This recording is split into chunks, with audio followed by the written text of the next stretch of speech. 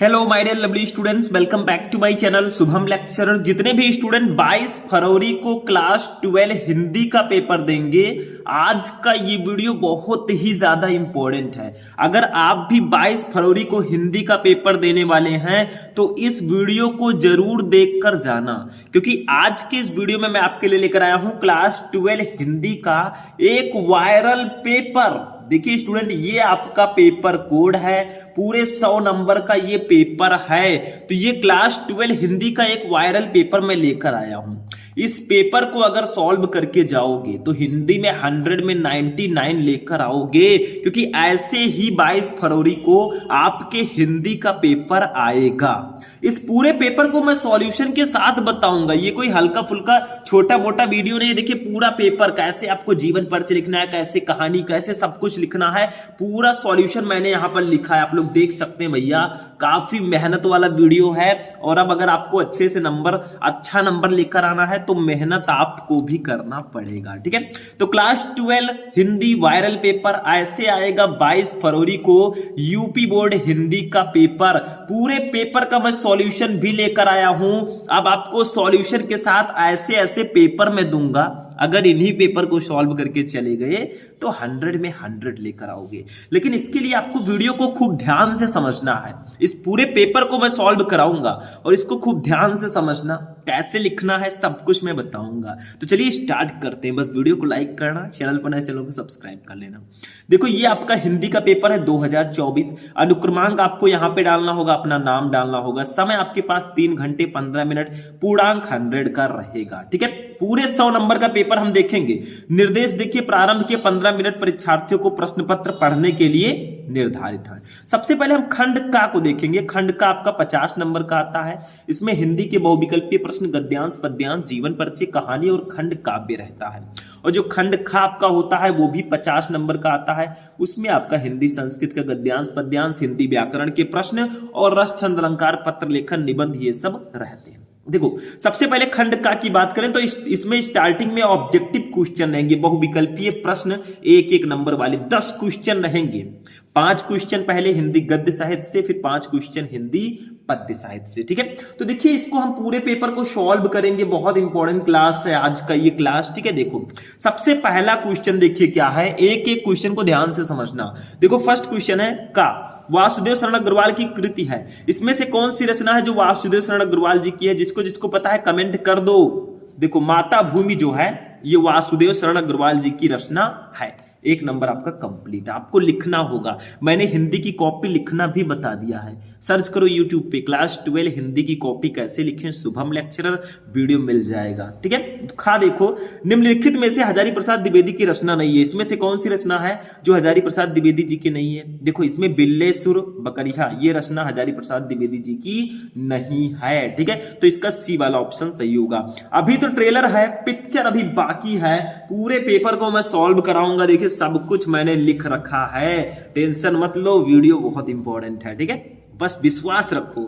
देखो गा वाला देखो, निम्नलिखित में से प्रोफेसर जी सुंदर रेड्डी की रचना है। इसमें से कौन सी रचना प्रोफेसर जी सुंदर रेड्डी जी की है? देखो आपके पास ऑप्शंस है, ए वाला ऑप्शन सही होगा। मेरे विचार ये जो रचना है ये प्रोफेसर जी सुंदर रेड्डी जी की रचना है। घा देखो, अग्नि की उड़ान पुस्तक के रचनाकार कौन है? अग्नि की उड़ान इस पुस्तक के लेखक कौन है? तो इसका राइट आंसर होगा option number D, doctor APJ Abdul Kalam. देखिए इसमें डी दिया गया है तो ABCD वो आप खुद एडजस्ट कर लीजिएगा, काखा गा दिया जाएगा। हमें ABCD काखा गा से क्या लेना देना, हमें तो पेपर सॉल्व करना है, ठीक है। तो डी वाला ऑप्शन सही होगा। अंगा नंबर देखो क्या है, फणीश्वर नाथ रेणु की कृति ठुमरी किस विधा की रचना है? मतलब एक ठुमरी रचना है फणीश्वर नाथ रेणु जी की, ये किस विधा की रचना है? तो ये है कहानी, ठीक है। तो ये आपका 5 नंबर हिंदी गद्य साहित्य से ऑब्जेक्टिव क्वेश्चन हो गया। अब यहां से दूसरा क्वेश्चन स्टार्ट होगा। दूसरे का देखो, ये हिंदी पद्य साहित्य से क्वेश्चन रहेगा। रस कलश किसकी रचना है? बताओ, आप लोगों ने पूरे साल तैयारी की है, क्या तैयारी की है? इसका आंसर दो फटाफट, किसको पता है? तो इसका राइट आंसर होगा option number C, Ayodhya Singh Upadhyay Hariaudh. Ras Kalash जो है ये अयोध्या सिंह उपाध्याय हरियोध जी की रचना है। खा देखो, मैथिली शरण गुप्त की महाकाव्यात्मक कृति है। इसमें से कौन सी रचना मैथिली शरण गुप्त जी की है? महाकाव्य। तो साकेत बहुत ही फेमस महाकाव्य है मैथिली शरण गुप्त जी का, सबको पता है, बताने की जरूरत नहीं है। साकेत जो है ये मैथिली शरण गुप्त जी की बहुत ही फेमस रचना है। गा देखो, निम्नलिखित में से जयशंकर प्रसाद की काव्य कृति नहीं है। इसमें से कौन सी रचना है जो जयशंकर प्रसाद जी की नहीं है? बताओ जल्दी से। इसका डी ऑप्शन सही होगा, इत्यलम। इत्यलम जो रचना है ये जयशंकर प्रसाद जी की नहीं है। घा देखो, सुमित्रा नंदन पंत को सोवियत लैंड नेहरू पुरस्कार किस कृत पर मिला था? मतलब सुमित्रा नंदन पंत जी को उनकी किस रचना पर सोवियत लैंड नेहरू पुरस्कार दिया गया? तो उनकी जो रचना लोकायतन है, इस रचना पर उनको सोवियत लैंड नेहरू पुरस्कार से सम्मानित किया गया था। ठीक है, अब देखिए नेक्स्ट क्वेश्चन, अंगा नंबर देखिए, निम्नलिखित में से सच्चिदानंद हीरानंद वात्स्यायन का काव्य संकलन है, इसमें से अज्ञेय जी की काव्य रचना कौन सी है? तो भैया हरी घास पर क्षण भर, ये जो रचना है ये अज्ञेय जी की। तो 5 नंबर का ये भी टोटल 10 नंबर का ऑब्जेक्टिव क्वेश्चन हो गया। अब गद्यांश पे आते हैं भाई। गद्यांश मेरे अकॉर्डिंग बहुत इजी होता है, शायद आपके अकॉर्डिंग भी इजी हो। क्यों? क्योंकि गद्यांश में क्या रखा है, देखो क्वेश्चन आपको दिया जाएगा, एक गद्यांश दिया गया यहां से यहां तक, इसके नीचे 5 क्वेश्चन दिए गए, काखा गघा अंगा। अगर आपको पता है पांचों का आंसर दो, 10 नंबर ले जाओ। ठीक है, नहीं पता तो अथवा लगा है, वो नहीं पता तो दूसरा दिया जाएगा, उसके नीचे 5 क्वेश्चन रहेंगे, 2 ऑप्शन रहेंगे, दोनों में से एक करना होगा। जैसे देखो फर्स्ट वाला हमारा है, भूमि का निर्माण देवों ने किया है, वो अनंत काल से है, उसके भौतिक रूप सौंदर्य और समृद्धि के प्रति सचेत होना हमारा आवश्यक कर्तव्य है। भूमि के पार्थिव स्वरूप के प्रति हम जितने अधिक जागृत होंगे उतनी ही हमारी राष्ट्रीयता बलवती हो सकेगी। ये पृथ्वी सच्चे अर्थों में समस्त राष्ट्रीय विचारधाराओं की जननी है। जो राष्ट्रीयता पृथ्वी के साथ नहीं जुड़ी है वो निर्मूल होती है। राष्ट्रीयता की जड़ें पृथ्वी में जितनी गहरी होंगी उतना ही राष्ट्रीय भावों का अंकुर पल्लवित होगा। इसलिए पृथ्वी के भौतिक स्वरूप की अदोपांत जानकारी प्राप्त करना, उसकी सुंदरता, उपयोगिता और महिमा को पहचानना आवश्यक धर्म है। इसके नीचे 5 क्वेश्चन है। पहले पहचानो ये किस चैप्टर का है। देखो इसमें राष्ट्र, भूमि, इस सब के बारे में ज्यादा बताया गया। तो ये राष्ट्र का स्वरूप चैप्टर से है, जिसके लेखक हमारे वासुदेव शरण अग्रवाल जी है। देखो क्वेश्चन देखो क्या है, भूमि का निर्माण किसने और कब किया है? तो देखो भूमि का निर्माण देवों ने किया है, वो अनंत काल से, मतलब भूमि का निर्माण देवों ने अनंत काल से ही किया है। खा, ये पृथ्वी सच्चे अर्थों में किसकी जननी है? तो देखो लिखा है सीधा सीधा, देखो ये पृथ्वी सच्चे अर्थों में समस्त राष्ट्रीय विचारधाराओं की जननी है। सीधा सीधा आंसर लिखा है। ये 2-2 नंबर हमारा कंप्लीट हो रहा है। क्या है इसमें? गा देखो, पार्थिव और अदोपांत शब्दों का अर्थ लिखिए, इसका मीनिंग लिख दो 2 नंबर। घा, रेखांकित अंश की व्याख्या कीजिए, यहां से लेकर यहां तक। देखिए इसके नीचे रेखाएं हैं, इसका अपने भाषा में व्याख्या कर दो। मतलब ऐसा नहीं है कि आप कहीं बाहर से लेकर आएंगे, थोड़ा चेंज करके अच्छे से 2 लाइन में दिया गया, 5-6 लाइन में लिख दो भैया, नंबर दे दिया जाएगा। ठीक है, मतलब इतना ध्यान नहीं दिया जाता। अंगा देखो, उपरोक्त गद्यांश के पाठ और लेखक का नाम लिखिए। ये गद्यांश किस पाठ से, इसके लेखक कौन है? तो भैया पाठ का नाम है राष्ट्र का स्वरूप, लेखक का नाम है वासुदेव शरण अग्रवाल। लिख दो, काम खत्म। ठीक है, तो इस तरह से आपको गद्यांश सॉल्व करना होता है। ठीक, समझ में आ गया? इसमें कुछ नहीं है। मैंने गद्यांश आपको, आप सर्च करेंगे क्लास 12 हिंदी इंपोर्टेंट गद्यांश शुभम लेक्चरर, आपको वीडियो मिल जाएगा। कुछ भी सर्च करना आपको वीडियो मिल जाएगा। बोर्ड एग्जाम से रिलेटेड सारे नोट्स आपको हमारे शुभम लेक्चरर ऐप पे मिल जाएंगे। तो प्ले स्टोर पे जाओ, शुभम लेक्चरर ऐप डाउनलोड करो, वहां पे आपको सारे नोट्स मिलेंगे। ठीक है, तो क्या प्रॉब्लम है? एक हमने कर दिया, दूसरा भी ऐसे रहेगा, भगवान बुद्ध, ये आपका रहेगा यहां से लेकर यहां तक गद्यांश। इसके नीचे भी 5 क्वेश्चन रहेंगे, जो आपको आता है वही कीजिए। एक को मैंने थोड़ा सॉल्व कर दिया, अब एक ही आता है भाई। ठीक है, तो मैंने सॉल्व कर दिया। अभी टेंशन मत लो, अभी जीवन परिचय कहानी सबका सॉल्यूशन मैं बताऊंगा। ठीक है, देखो नेक्स्ट हमारा है, अब पद्यांश पे आते हैं। 10 नंबर का ये भी है। देखो दिए गए पद्यांश पर आधारित निम्नलिखित प्रश्नों के उत्तर दीजिए। जैसे देखो, मेरे प्यारे नौ जलद से कंज से नेत्र वाली, जाके आए न मधुबन से और न भेजा संदेशा, मैं रो रो के प्रिय विरह से बावली हो रही हूँ, जाके मेरी सब दुख कथा श्याम को तू सुना दे, ज्यों ही मेरा भवन तस्तु अल्प आगे बढ़ेगी, शोभावली सुखद कितनी मंज कुंजे मिलेंगी, प्यारी छाया मृदु स्वर से मोह लेंगी तुझे वे, वो भी तो भी मेरा दुख लग वहां न जा विश्राम लेना। मतलब ये पवन दूतिका चैप्टर से है। इसके कवि है अयोध्या सिंह उपाध्याय हरिओ जी। मतलब राधा जी, श्री कृष्ण जी मधुबन चले गए, मथुरा चले गए, वापस नहीं आए हैं, तो वो अपनी विरह व्यथा का वर्णन करते हुए कहती हैं। ठीक है, तो मेरे प्यारे नव जलद से कंज से नेत्र वाले, मतलब मेरे प्रिय नए मेघों के समान, ठीक है, पुष्प के समान नेत्र वाले जो श्री कृष्ण जी हैं वो मधुबन चले गए हैं, जाके आए ना मधुबन से और न भेजा संदेशा, मतलब वो जाके अभी तक वापस नहीं आए हैं और कोई भी संदेशा नहीं भेजा है। मैं रो रो के प्रिय के विरह से बावली हो रही हूँ, यानी कि मैं रो रो कर उनके विरह से पागल होती जा रही हूँ। जाके मेरी सब दुख कथा श्याम को तू सुना दे। फिर वो पवन से कहती हूँ, वायु से, कि जाके मेरी सारी दुख कथा श्याम को तू सुना देना। ठीक है, तो ऐसे ही आपको दिया जाएगा इतना। ठीक, इसके नीचे भी 5 क्वेश्चंस रहेंगे, उसको देखते हैं। देखिए यहाँ पे काखा गगा अंगा करके 5 क्वेश्चंस रहेंगे। देखो फर्स्ट है, संदेश प्रेमिका ने नवजलद से कंज से नेत्र वाले शब्द किसके लिए प्रयोग किया है? तो ये श्री कृष्ण जी के लिए प्रयोग किया गया है। खा देखो, मधुबन जाकर किसने कोई संदेशा नहीं भेजा, तो लिख दो मधुबन जाकर श्री कृष्ण जी ने कोई संदेशा नहीं भेजा और राधा जी पागल होती जा रही हैं। गा देखो, बाउली और अल्प शब्दों का अर्थ लिखे। बाउली का मतलब पागल, अल्प का मतलब थोड़ा। ठीक है, घा देखो, रेखांकित अंश की व्याख्या करो। मतलब जो आपका ये पद्यांश था, इसमें नीचे रेखाएं थी। देखो ये 2 लाइनें जो हैं, इनके नीचे रेखाएं हैं, इनका आपको व्याख्या करना है। और अंगा नंबर है, उपयुक्त पद्यांश से संबंधित कविता का शीर्षक तथा उसके रचयिता का नाम लिखिए। मतलब संदर्भ आपको लिख देना है, ये किस पाठ से है, इसके कवि कौन है। तो ये हमारा पवन दूतिका से है, इसके कवि अयोध्या सिंह उपाध्याय हरिओत जी हैं। अब अथवा लगाए वो नहीं पता तो ये कर दो, सुख भोग खोजने आते सब आए, तुम करने सत्य खोज, जग की मिट्टी के पुतले जन तुम आत्मा के मन के मनोज, जड़ता हिंसा स्पर्धा में भर चेतना अहिंसा नमरोज, पशुता का पंकज बना दिया तुमने मानवता का सरोज। ठीक है, ये बापू के प्रति चैप्टर का है, तो काफी ज्यादा इंपॉर्टेंट है, इसको भी आप कर सकते हैं। नेक्स्ट जो हमारा टॉपिक है, इसका सॉल्यूशन लेकर हम आए हैं 5 का। निम्नलिखित में से किसी एक लेखक का साहित्यिक परिचय देते हुए उनकी प्रमुख कृतियों का उल्लेख कीजिए। शब्द सीमा 80 5 नंबर का रहेगा। 3 लेखक रहेंगे, जैसे वासुदेव शरण Agarwal, doctor Hazari Prasad Dwivedi, doctor APJ Abdul Kalam.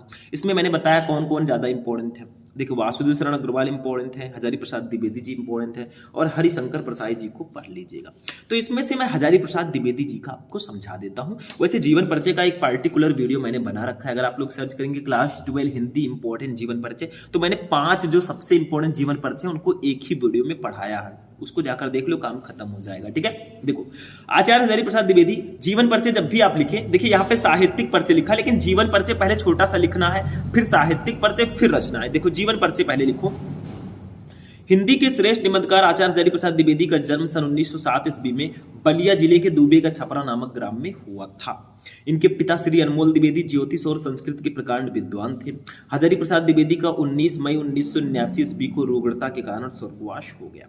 तो ऐसे आपको जीवन परिचय में सबसे पहले थोड़ा सा लिखना है, उसके बाद में मेन हेडिंग जो हमारा है वो साहित्यिक परिचय, इसको थोड़ा बड़ा लिखिएगा, 80 शब्द में रहे, उससे ज्यादा बहुत ना रहे। ठीक है, देखो हजारी प्रसाद द्विवेदी साहित्य के प्रख्यात निबंधकार, मतलब साहित्यिक परिचय में इनका साहित्य में परिचय कैसा है वो हमें लिखना होता है। तो हजारी प्रसाद द्विवेदी साहित्य के प्रख्यात निबंधकार, इतिहास लेखक, अन्वेषक, आलोचक, संपादक तथा उपन्यासकार के अतिरिक्त कुशल वक्ता और सफल अध्यापक भी थे। वे मौलिक चिंतक, भारतीय संस्कृति और इतिहास के मर्मज्ञ, बांग्ला तथा संस्कृत के प्रकांड विद्वान थे। इनके साहित्य पर संस्कृत भाषा, आचार्य रामचंद्र शुक्ल और रविंद्रनाथ ठाकुर का स्पष्ट प्रभाव है। उन्होंने विश्व भारती और अभिनव भारती ग्रंथमाला का संपादन भी किया था। ठीक है, थोड़ा और समझेंगे इनके बारे में। इन्होंने नित्य प्रत्य के जीवन की गतिविधियों और अनुभूतियों की मार्मिकता के साथ चित्रण किया है। ये हिंदी ललित निबंध लेखकों में अग्रगण्य है। द्विवेदी जी की साहित्य सेवा को D.Litt, पद्म भूषण और मंगला प्रसाद पारितोषिक से सम्मानित किया गया। तो साहित्यिक परिचय में ये किस प्रकार के थे, कैसे लेखक थे, क्या क्या इनको पुरस्कार मिला, वो आपको साहित्यिक परिचय में लिखना होता है। रचनाओं को देखते हैं। रचनाएं, इनकी प्रमुख रचनाएं निम्न है। देखो, निबंध संग्रह में अशोक के फूल, कुटज, विचार प्रवाह, विचार और वितर्क, आलोक पर्व, कल्पलता, ये इनके निबंध है। ठीक है, आलोचना साहित्य में सूरदास, कालिदास की लालित्य योजना, कबीर, साहित्य सहचर, साहित्य का मर्म, ये इनकी आलोचना की रचना है। ऐसे हेडिंग डाल डाल के लिखेंगे, अच्छा रहेगा। इतिहास में हिंदी साहित्य की भूमिका, हिंदी साहित्य का आदिकाल, हिंदी साहित्य। उपन्यास में बाण भट्ट की आत्मकथा, चारुचंद्र लेख, पुनर्नवा और अनामदास का पोथा।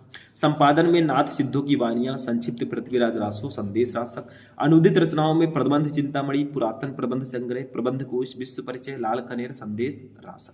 इतनी सारी इनकी रचना है। अब आप कहेंगे सर जी ये 80 शब्दों से ज्यादा हो गया, बहुत बड़ा लिखने से क्या फायदा। देखो, इसमें निबंध लिख देना, इतिहास लिख देना, उपन्यास लिख देना और संपादन, इतना ही लिख देंगे तो भी चलेगा। मतलब ऐसे मैनेज करके आप लिखें ताकि 80 शब्द से बहुत ही ज्यादा ना हो। ठीक है, तो ये हमारा लेखक का जीवन परिचय हो गया। अब देखिए लेखक 5 नंबर के आएंगे तो कवि भी आएंगे। देखो, निम्नलिखित में से किसी एक कवि का साहित्यिक परिचय देते हुए उनकी प्रमुख कृतियों का उल्लेख कीजिए। शब्द सीमा 80, 5 नंबर देखो। मैथिली शरण गुप्त, महादेवी वर्मा, सच्चिदानंद, हीरानंद, वात्स्यायन आज्ञे। तो हमने यहाँ पे लिया है भैया महादेवी वर्मा जी को, क्योंकि बहुत ही फेमस है ये। तो देखो वैसे हम इसमें भी लिखेंगे पहले जीवन परिचय। महादेवी वर्मा का जन्म फर्रुखाबाद के एक शिक्षित कायस्थ परिवार में सन 1907 ईस्वी में होलिका दहन के दिन हुआ था। इन्होंने एफए, बीए और एमए परीक्षाएं सम्मान सहित उत्तीर्ण की। 11 सितंबर 1987 ईस्वी को इस महान लेखिका का स्वर्गवास हो गया। साहित्यिक परिचय में देखिए महादेवी वर्मा जी का प्रमुख रचना क्षेत्र काव्य है। ज्यादातर ये काव्य रचनाएं करती थी। इनकी गणना छायावादी कवियों की बृहत चतुष्टयी, प्रसाद, पंत, निराला और महादेवी में होती है। इनके काव्य में वेदना की प्रधानता है। काव्य के अतिरिक्त इनकी बहुत सी श्रेष्ठ गद्य रचनाएं भी हैं। चांद पत्रिका का संपादन करके इन्होंने नारी को अपनी स्वतंत्रता और अधिकारों के प्रति सजग किया है। भारत के राष्ट्रपति से इनको पद्म भूषण की उपाधि प्राप्त की।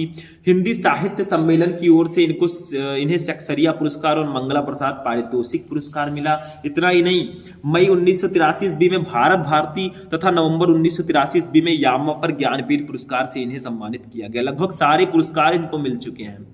तो कितनी महान है ये, आप खुद आइडिया लगा सकते हैं। रचनाएं देखो, बहुत ज्यादा रचनाएं नहीं है लेकिन बहुत फेमस है। देखो महादेवी जी की प्रमुख रचनाएं निम्न है। काव्य में निहार, रश्मि, नीरजा, सांद गीत, दीपशिखा, यामा आदि।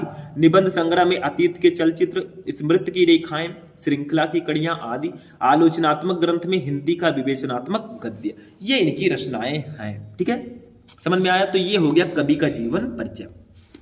अब कहानी आता है, ये भी 5 नंबर का रहेगा।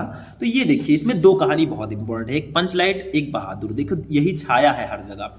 तो ये 2 कहानी अगर आप पढ़ लेते हो 5 नंबर कोई काट नहीं सकता। और इसमें 4 ऑप्शन आपको मिलते हैं या 3 मिलेंगे। देखो पंचलाइट अथवा बहादुर कहानी का सारांश लिखिए। शब्द सीमा 80, मतलब पंचलाइट कहानी या बहादुर कहानी का सारांश लिखो। मान लीजिए दोनों नहीं पता तो अथवा लगा है।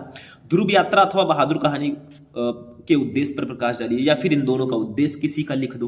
मतलब चारों में से सिर्फ एक ही लिखना है, चाहे आप पंचलाइट या बहादुर कहानी का सारांश लिखें, चाहे फिर आप ध्रुव यात्रा या बहादुर कहानी का सारांश उद्देश्य लिखें। मतलब एक ही करना है, ये ध्यान रखिएगा। ठीक है, तो हम इसमें से चलिए बहादुर कहानी का सारांश आपको बता देते हैं थोड़ा सा। ठीक है, देखो बहादुर कहानी का सारांश ध्यान दीजिएगा, 5 नंबर कंप्लीट कराएंगे हम आपका, थोड़ा अच्छे से देखो। अमरकांत जी द्वारा लिखी कहानी बहादुर, इसको मैंने अलग से भी पढ़ा रखा है, यहाँ पे मैं सिर्फ पढ़ूंगा, आपको समझना है। देखो अमरकांत जी द्वारा लिखी कहानी बहादुर एक मध्यम वर्गीय परिवार में नौकर के साथ परिवारजनों द्वारा किए गए अत्यधिक कटु व्यवहार की कहानी है। लेखक ने स्वयं को कहानी का पात्र बनाते हुए आत्मकथात्मक रूप से रचना की है। देखो क्या होता है कि अपने से संपन्न रिश्तेदारों के घर नौकर द्वारा जुटाई गई सुविधा एवं शान को देखकर लेखक की पत्नी निर्मला स्वयं भी एक नौकर रखना चाहती है। इस कहानी में 3 पात्र हैं, निर्मला, उनके पतिदेव लेखक और बहादुर। बहादुर जो है नेपाल का, देखो बहादुर नेपाल का 12 से 13 साल का लड़का है जो अपनी माँ के दुर्व्यवहार से तंग आकर घर छोड़कर शहर चला आता है और निर्मला के परिवार में नौकर रख लिया जाता है। देखो निर्मला को नौकरी की जरूरत थी, बहादुर घर छोड़ के आया था, उसको नौकरी की जरूरत थी। दोनों की मुलाकात हुई, बहादुर नौकरी पर रख लिया गया। निर्मला और उसका परिवार बहादुर के प्रति पहले तो अच्छा व्यवहार करते हैं लेकिन धीरे धीरे कठोरता बरतने लगते हैं। ठीक है, वो घर का सारा काम करता है, इसके बावजूद इसके साथ गाली गलौज से मारपीट तक की नौबत आ जाती है। झूठी चोरी का इल्जाम लगाकर उसे अपमानित किया जाता है और पीटा जाता है। अंततः बहादुर घर छोड़कर चला जाता है। भाई आप मारेंगे, पीटेंगे, गाली देंगे तो थोड़ा बहुत सह लेगा, लेकिन जब उसको झूठी चोरी का इल्जाम लगाएंगे, जो काम आपने ना किया हो उसका इल्जाम अगर आप पे लगे तो कितना बुरा लगता है। ठीक है, अब परिवार के सभी सदस्य उसे ढूंढते हैं और क्योंकि उसके कारण सब आराम के आदी हो चुके हैं। बहादुर की उपयोगिता देखकर सभी अब अपना घरेलू कार्य करने से घबराते हैं। बहादुर के घर छोड़ जाने के पर सभी पश्चाताप करते हैं तथा अच्छा व्यवहार करने की सोचते हैं, परंतु अब पछताए होत का जब चिड़िया चुग गई खेत। लेकिन बहादुर चला गया तो वापस नहीं आने वाला। बहादुर में सहनशीलता और स्वाभिमान की भावना कूट कूट कर भरी हुई है। उसके इसी चरित्र के कारण ये कहानी हमें प्रिय है। ठीक है, तो ये हो गया बहादुर कहानी का सारांश। अब देखिए नेक्स्ट जो टॉपिक है 7 नंबर, वो है खंड काव्य। और ये हमारे खंड का लास्ट टॉपिक है क्योंकि बहुविकल्पीय प्रश्न 10 नंबर, गद्यांश पद्यांश 10-10 नंबर, 30 और 10 नंबर का जीवन परिचय 40, 5 नंबर की कहानी 45 और 5 नंबर का ये 50 नंबर। देखो, स्वपठित खंड काव्य के आधार पर किसी एक खंड के एक प्रश्न का उत्तर दो। शब्द सीमा सी। देखो स्टूडेंट, आप उत्तर प्रदेश से हैं। उत्तर प्रदेश में बहुत सारे जिले हैं। कुछ जिलों में मुक्त यज्ञ है खंड काव्य, कुछ जिलों में सत्य की जीत, किसी में रश्मि रथी, किसी में आलोक वृत, किसी में त्यागपथी है और किसी में श्रवण कुमार है। आप में कौन सा है? और आप अपने अकॉर्डिंग इसको पढ़िए। आप क्वेश्चन बैंक लिए होंगे, आप बुक लिए होंगे, उसमें दिया होगा जो आपके जिले में है। वैसे सारे जिले का दिया रहता है, लेकिन जो आप में है उसको आप पढ़िएगा, ठीक है, बस हो जाएगा। क्योंकि ये स्वपठित खंड काव्य है, खुद ही पढ़ना होता है। मैं अभी मान लीजिए त्यागपथी बता दूं, मेरे यहाँ त्यागपथी है, तो बाकी बच्चों का क्या होगा? तो सारे स्टूडेंट इसको पढ़ लेना, बाकी सारी चीजें सेम होती हैं। अब खंड खा पे आते हैं हम लोग। 50 नंबर का ये भी आता है भैया। इसमें सबसे पहले हिंदी संस्कृत का गद्यांश रहेगा 7 नंबर का। देखो, 8वें कक्षा दिए गए संस्कृत गद्यांशों में से किसी एक का ससंदर्भ हिंदी में अनुवाद की। जैसे देखो, संस्कृतस्य साहित्यम सरसम व्याकरणस्य सुनिश्चितम, ये किस चैप्टर का है? ये हमारे संस्कृत भाषा या महत्तम चैप्टर का क्वेश्चन है। तो आप लिख दीजिए, प्रस्तुत गद्यांश हमारी पाठ्य पुस्तक हिंदी संस्कृत के संस्कृत भाषा या महत्तम पाठ से अवतरित है। बस हो गया, इतना लिख देना है, काम खत्म। 10 नंबर 7 नंबर कंप्लीट। और इसका हिंदी अनुवाद करना, मैंने आपको बताया था संस्कृत भाषा या महत्तम, जातक कथा, पंचशील सिद्धांत, महामना मालविया, ये 4 ऐसे टॉपिक चैप्टर हैं जिनसे गद्यांश आएंगे 100%। तो इसको पढ़ लीजिएगा। अथवा लगाए वो नहीं पता तो इसको कीजिए। महामना विद्वान वक्ता धार्मिको नेता पत्र पत्रकार आश्चित, ठीक है, ये आपका महामना मालविया पाठ का है। देखो, मैंने आपको संस्कृत का गद्यांश मैराथन क्लासेस में ऑलरेडी बता रखा है, तो उसको देखिए। बैठे बैठे क्या करें, करना है कुछ काम, पढ़ाई वढ़ाई स्टार्ट करो, लेकर प्रभु का नाम, ठीक है। तो ये आपका हो गया गद्यांश। पद्यांश जो है ये तो फिक्स होता है भैया। दिए गए श्लोकों में से किसी एक का ससंदर्भ हिंदी में अनुवाद करो, 7 नंबर। इसमें आप सुभाषित रत्नानी चैप्टर का जितना भी श्लोक है उसको पढ़ लो, और 1-2 श्लोक और हैं छोटे छोटे चैप्टर में, उसको पढ़ लो ना, बस हो जाएगा 7 नंबर कंप्लीट। देखो, नामे रोस्ते भद्रम अवलोकस्य विशेषणम अक्रुधस्य मुखम पश्चिम क्रुद्धो भविष्यति, ये जातक कथा से है, लूक जातकम से, ठीक है। और जो दूसरा है ये अथवा लगा है, ये ना चौरहार्यम ना राजहार्यम ना भ्रांत भाज्यम ना भाचा भारकारी बेये कृते वर्धति एवं नित्यम विद्या धनम सर्वधनम प्रधानम, मतलब ना पत्नी ले सकती है, ना राजा छीन सकता है, ना भाई बांट सकता है, ठीक है। और ये जो विद्या है ना, ये सब धनों में सबसे प्रधान है, ठीक है। तो ये आपका सुभाषित रत्नानी चैप्टर से है। तो सुभाषित रत्नानी चैप्टर से आने के चांसेस 100% है। बाकी जो बचता है 1-2 चैप्टर में 1-1 श्लोक है, उसको पढ़ लेना, 7 नंबर कंप्लीट, ठीक है। 9 नंबर देखो, अब हिंदी व्याकरण पे आते हैं। निम्नलिखित मुहावरे और लोकोक्तियों में से किसी एक का अर्थ लिखकर अपने वाक्यों में प्रयोग कीजिए। 2 नंबर का आएगा। देखो, जैसे का अधजल गगरी छलकत जाए, इसका मतलब क्या होता है? अधजल गगरी छलकत जाए, ठीक है। इसका मतलब होता है जिसके पास थोड़ा ज्ञान होता है ना, बहुत बोलता है। खा देखो, कलई खुलना, कलई खुलना का मतलब भेद प्रकट होना। गा देखो, पानी पानी होना, यानी कि बहुत शर्मिंदा होना। जैसे मोहन चोरी करते हुए पकड़ा गया, वो पानी पानी हो गया, ठीक है। घा देखो, आम के आम गुठलियों के दाम, यानी कि दोहरा लाभ, ठीक है। समझ में आया? तो ये आपका 4 रहेगा, एक ही करना होगा भैया, कर सकते हो, यू कैन डू इट, ठीक है। अब नेक्स्ट टॉपिक जो है, ये नया टॉपिक आया है भैया, ठीक है। ये हमारा अपठित गद्यांश है। ये न्यू टॉपिक है क्योंकि संधि विच्छेद विभक्ति और वचन को हटाकर इसको ऐड कर दिया गया। देखो, अपठित गद्यांश पर आधारित निम्नलिखित प्रश्नों का उत्तर दीजिए। आपको गद्यांश पढ़ना है। इसके नीचे 3 क्वेश्चन है, 1 2 3, 1 2 2, 5 नंबर टोटल मिलेंगे। ऑब्जेक्टिव भी आ सकता है। देखो, पढ़ो और आंसर देने का प्रयास करो। देखो, आजकल दूरदर्शन पर आने वाले धारावाहिक देखने का प्रचलन बढ़ गया है। बाल्यावस्था में यह शौक अच्छा नहीं है। दूरदर्शन पर दिखाए जाने वाले धारावाहिकों का स्तर बहुत ही घटिया होता है। उसमें अश्लीलता, अनास्था, फैशन तथा नैतिक बुराइयां ही अधिक देखने को मिलती हैं। अभी बालक मानसिक रूप से परिपक्व नहीं होते। इस उम्र में भी वे देखेंगे, उनका प्रभाव निश्चित ही उनके दिमाग पर अंकित हो जाएगा। बुरी आदतों को वो शीघ्र ही अपना लेंगे। समाज शास्त्रियों के एक वर्ग का मानना है कि समाज में चारों ओर फैली बुराइयों का एक बड़ा कारण दूरदर्शन और चलचित्र ही है। सब इस बात से भली भांति परिचित हैं। इतना सब ज्ञान होने के बाद भी ये सभी इसी राह पर आगे बढ़ते रहें और उनसे बड़ा मूर्ख कोई नहीं है। बिना समय की पाबंदी के घंटों दूरदर्शन के साथ चिपके रहना बिल्कुल गलत है। इससे मानसिक विकास रुक जाता है, दृष्टि कमजोर आ सकती है और तनाव बढ़ सकता है। क्वेश्चन देखो, फर्स्ट, दूरदर्शन पर दिखाए जाने वाले धारावाहिकों में क्या अधिक देखने को मिलता है? तो लिख दो, ये देखो, दूरदर्शन पर दिखाए जाने वाले धारावाहिकों का स्तर बहुत घटिया होता है, इसमें अश्लीलता, अनास्था, फैशन और नैतिक बुराइयां ही अधिक देखने को मिलती हैं। ये लाइन बहुत इंपॉर्टेंट है, ठीक है, लिख दो।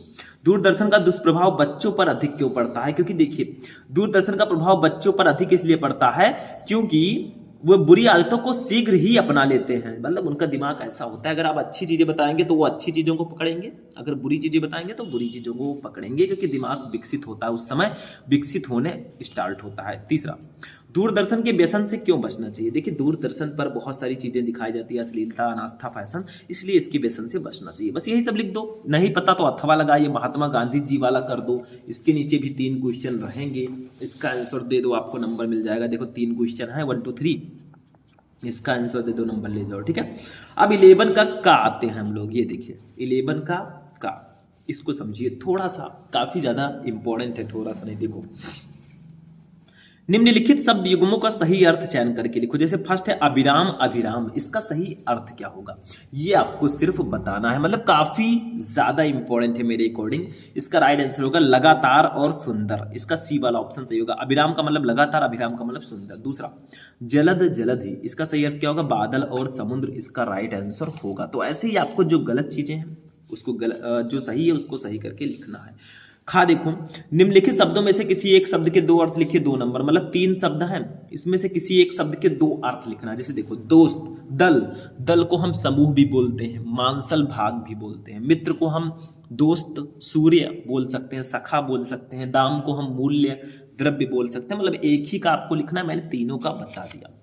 गा देखो, निम्नलिखित वाक्यांशों के लिए एक शब्द का चयन करके लिखिए, 1 1 नंबर का रहेगा। जो ईश्वर में विश्वास रखता है उसे आस्तिक बोलते हैं। One who believe in the existence of God, that's the theist, ठीक है। दूसरा, जो गलत कार्य के लिए हठ करे उसे क्या बोलते हैं? जो गलत कार्य के लिए बहुत हठ करे, नहीं मुझे गलत कार्य करना है, उसको दुराग्रह बोलते हैं, ठीक है। कुछ लोग होते हैं।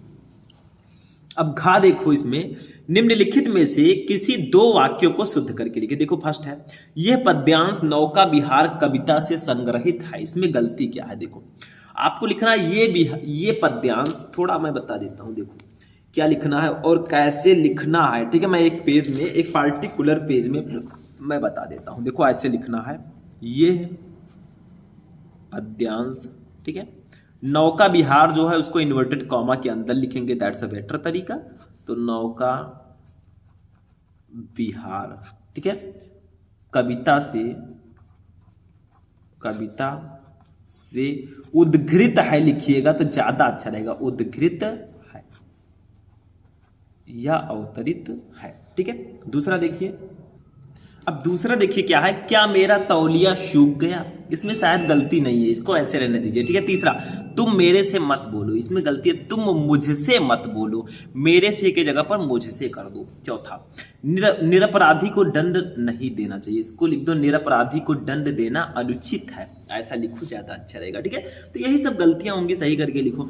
अब नेक्स्ट टॉपिक 12 का है, वीर रस अथवा करुण रस का लक्षण और एक उदाहरण लिखिए। देखिए भैया, और दूसरा है खा, श्लेष अथवा उत्प्रेक्षा अलंकार का लक्षण उदाहरण लिखिए। तीसरा, गा, दोहा अथवा कुंडलिया छंद का लक्षण और उदाहरण लिखिए। मतलब रस, छंद, अलंकार, ठीक है। ये 2 नंबर का आता है, यानी कि 6 नंबर का तीनों मिलाकर, और तीनों को मैंने एक वीडियो में पढ़ा रखा है, इसलिए मैंने यहाँ पे सॉल्यूशन इसका नहीं दिया। आप लोग सर्च करो रस, छंद, अलंकार, शुभम लेक्चरर, उसमें तीनों को मैंने बता दिया है, और जितने भी रस हैं, जितने भी छंद हैं, जितने भी अलंकार हैं, सबको मैंने बताया है। उसको सर्च करके पढ़ोगे ना, आपका 6 नंबर ये कंप्लीट हो जाएगा। सिर्फ 20 मिनट का वीडियो है वो, ठीक है। तो 20 मिनट में 6 नंबर कंप्लीट हो जाए तो कौन नहीं चाहेगा। 13 नंबर पत्र लेखन देखो, कृषि यंत्रों की दुकान खोलने के लिए किसी बैंक के शाखा प्रबंधक को एक आवेदन पत्र लिखिए जिसमें ऋण की मांग की गई हो। मतलब आपको कृषि यंत्रों का दुकान खोलना है और इसके लिए किसी बैंक के शाखा प्रबंधक को एक आवेदन पत्र लिखना है